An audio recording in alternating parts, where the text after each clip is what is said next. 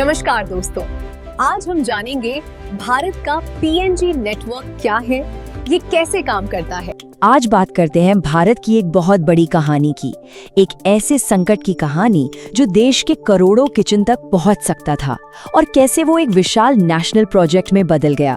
चलिए शुरू करते हैं।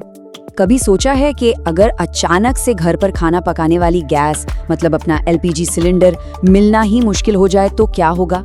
ये कोई डरावनी कहानी नहीं है, बल्कि एक असली चिंता थी जो मार्च 2026 के आसपास भारत के सामने आकर खड़ी हो गई थी।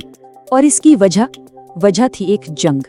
जैसा कि द इकोनॉमिक टाइम्स की ये रिपोर्ट बताती है, पश्चिमी एशिया में चल रहे युद्ध की वजह से कुकिंग गैस यानी एलपीजी की सप्लाई पर खतरा मंडराने लगा था।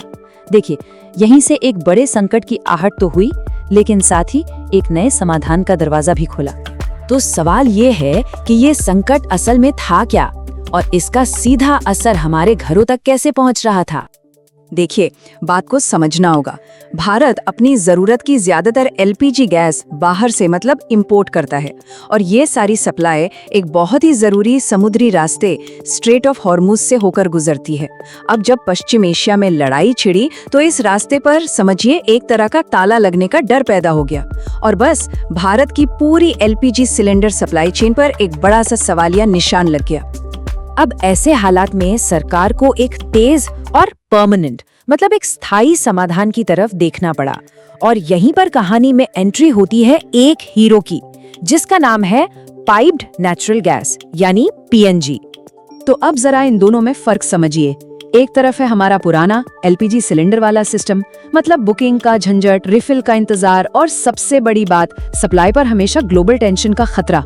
और दूसरी तरफ है पीएनजी, पाइप के जरिए सीधे किचन तक पहुंचने वाली गैस। कोई बुकिंग नहीं, कोई इंतजार नहीं, 24 घंटे लगातार सप्लाई, जो ज्यादा भरोसेमंद भी है और सुरक्षित भी। और इस समाधान पर काम कितनी तेजी से हुआ, जरा ये आंकड़े देखिए।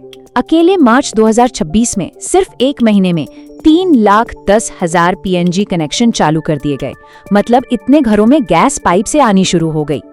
और बात यही नहीं रुकी, उसी महीने 2,70,000 और नए कनेक्शन भी दिए गए। इससे अंदाजा लगता है कि इस नेटवर्क को फैलाने के लिए कितनी तेजी से काम किया जा रहा था। लेकिन रुकिए, ये कहानी सिर्फ एक संकट से निपटने की नहीं है।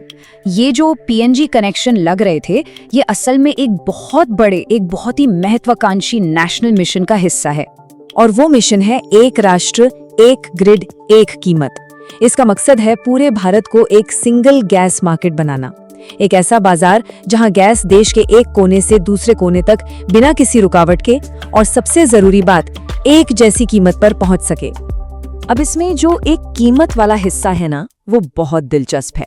इसे लागू किया गया है यूनिफाइड टैरिफ पॉलिसी के जरिए। आसान भाषा में कहें तो इसका मतलब ये है कि गैस को पाइपलाइन से एक जगह से दूसरी जगह ले जाने का जो खर्चा है, उसे पूरे देश के लिए सिंपल और एक जैसा बना दिया गया है। तो ये सिस्टम काम कैसे करता है? देखिए, अब सिर्फ 2 ही जोन्स हैं। जोन 1 जो 300 किलोमीटर तक के लिए है और जोन 2 जो उससे आगे के लिए है। लेकिन सबसे कमाल की बात यह है, अगर कोई घर में पीएनजी या गाड़ी में सीएनजी इस्तेमाल कर रहा है, तो वो चाहे गैस के सोर्स से कितना भी दूर क्यों ना हो, उससे पैसा हमेशा सस्ते वाले यानी जोन 1 के हिसाब से ही लिया जाएगा। इसका सीधा फायदा ये है कि देश के दूर दराज इलाकों में भी गैस उतनी ही सस्ती मिलेगी जितनी सोर्स के पास वाले शहरों में। ये एक बहुत बड़ा कदम है। अब जाहिर है, इस तरह का एक कीमत वाला सिस्टम तभी काम कर सकता है जब पूरे देश में पाइपलाइन का एक मजबूत जाल बिछा हो। तो सवाल उठता है कि ये विशाल नेशनल ग्रिड, ये एनर्जी हाईवे बना कौन रहा है?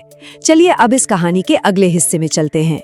तो इस पूरे विशाल एनर्जी हाईवे के पीछे जो सबसे बड़ा नाम है वो है गेल यानी JAIL इंडिया लिमिटेड। ये एक सरकारी कंपनी है और इससे हम इस पूरे प्रोजेक्ट की रीढ़ की हड्डी कह सकते हैं। और हाँ, ये कोई 1-2 दिन का काम नहीं है।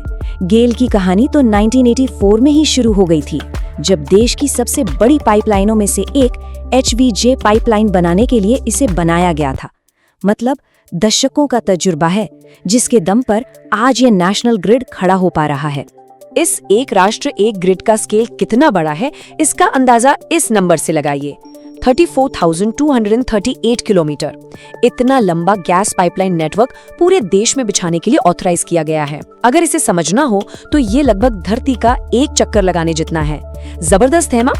और इस विशाल नेटवर्क में गेल का दबदबा कितना है, ये भी देखिए। भारत के नेचुरल गैस ट्रांसमिशन मार्केट का करीब 65% हिस्सा अकेले गेल के नेटवर्क के पास है। ठीक है, नेटवर्क बन रहा है, गेल काम कर रहा है, लेकिन इसका जमीनी असर क्या है? मतलब असल में कितने घर, कितनी गाड़ियां, कितनी इंडस्ट्रीज इस नेटवर्क से जुड़ चुकी हैं? चलिए दिसंबर 2025 तक के आंकड़ों पर एक नजर डालते हैं। देखिए, घरेलू पीएनजी कनेक्शन 1,60,00,000 से भी ज्यादा। देश भर में 8,500 से ज्यादा सीएनजी स्टेशंस और करीब 21,000 इंडस्ट्रियल कनेक्शंस। ये आंकड़े अपने आप में पूरी कहानी बयां करते हैं। और अगर हम देखें कि कौन से राज्य इसमें सबसे आगे हैं, तो लिस्ट में टॉप पर है महाराष्ट्र, जहां करीब 43 लाख कनेक्शंस हैं। उसके ठीक पीछे गुजरात और फिर उत्तर प्रदेश का नंबर आता है। इससे साफ है कि ये नेटवर्क देश के बड़े और आबादी वाले हिस्सों में अपनी पकड़ मजबूत कर रहा है। लेकिन कहानी यहाँ खत्म नहीं होती। ये गैस ग्रिड तो बस एक शुरुआत है। एक बड़े और साफ सुथरे यानी ग्रीन एनर्जी वाले भविष्य की तरफ एक सीढ़ी है। गेल सिर्फ नेचुरल गैस पर ही नहीं रुक रहा। कंपनी ने अपना पहला ग्रीन हाइड्रोजन प्लांट भी शुरू कर दिया है। कंप्रेस्ड बायोगैस को नेटवर्क में लाने पर भी काम चल रहा है। और तो और गेल ने 2035 तक नेट जीरो का एक बहुत बड़ा टारगेट भी रखा है। मतलब कंपनी का लक्ष्य है कि वो पर्यावरण को कोई नुकसान न पहुंचाए। तो आज हमने देखा कि कैसे एक किचन के संकट से भारत ने अपने लिए एक विशाल एनर्जी हाईवे बनाने का रास्ता निकाला। ये गैस ग्रिड देश को जोड़ रहा है, ऊर्जा सुरक्षा दे रहा है, लेकिन एक बड़ा सवाल भी छोड़ जाता है।